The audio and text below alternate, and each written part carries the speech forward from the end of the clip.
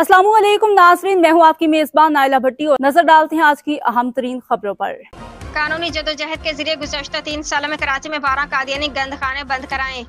अलामा सईद जमान अली जाफरी अख्तर अल कादरी, जो काम पिछले 50 वर्षों में ना हो सका, आशिक रसूल वकला ने वो काम गुज़श्ता 3 साल में कर दिया। अलामा सईद जमान अली जाफरी अख्तर अल कादरी कादियानी खुद चीफ रहे हैं कि कराची में टोटल 16 इबादतगाहों में से 12 इबादतगाहें बंद हो चुकी हैं। कादियानी पहले आइन पाकिस्तान में तयशुदा अपनी हैसियत को तस्लीम करें, फिर हकूक़ की बात करें। 1993 के शरीयत अपीलेट बेंच के मुतफ़िका अदालती फैसले के मुताबिक कादियानियत कोई मजहब नहीं, ये सिर्फ एक फ्रॉड है। कराची अहले सुन्नत हेल्प डेस्क AHD के सरबराह अलामा सईद जमान अली जाफरी ने कहा है कि कानूनी जदोजहद के जरिए गुज़श्ता 3 सालों में कराची में 12 कादियानी गंदखाने बंद कराए, जो काम पिछले 50 वर्षों में ना हो सका। अहले सुन्नत हेल्प डेस्क के माहिर वकला ने वो काम 3 साल में कर दिया। इन ख्यालात के इज़हार उन्होंने सिंध हाई कोर्ट बार के तहत मुनक़दा अज़ीम शान ख़त्म नबुव्वत कॉन्फ्रेंस से खिताब करते हुए किया।